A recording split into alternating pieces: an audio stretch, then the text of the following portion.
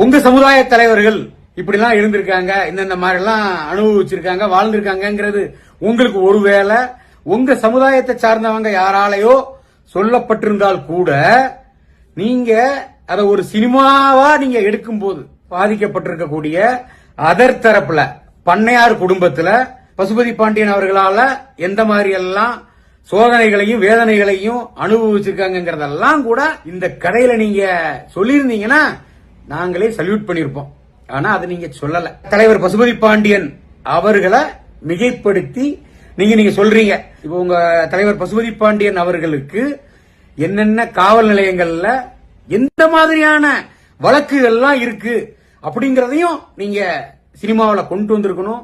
ஏன் பண்ணையார் குடும்பத்துக்கு மட்டும்தான் பசுபதி பாண்டியன் அவர்கள் வேற மாதிரி இருந்தாரு அப்படிங்கிற மாதிரி தான் நீங்க இந்த படத்துல கொண்டு வந்திருக்கீங்க. நிஜத்துல அப்படியா? அப்படி இல்லையே.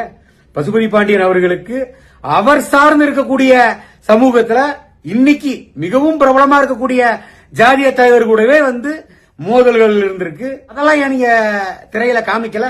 அப்ப உங்க சமுதாயத்துக்குள்ள இருக்கக்கூடிய தலைவர்களை நீங்க நல்லவங்க மாதிரி நீங்க காமிச்சுக்கிடணும். பண்ணையார் குடும்பத்தை பத்தியும் பசுபதி பாண்டியன் அவர்களோட வரலாற்றுல ஒரு சில தவறான தகவல்களையும் புகுத்தி நீங்க படமா பண்ணிருக்கீங்க. இத மிகவும் வன்மையாக நான் கண்டிக்கிறேன்.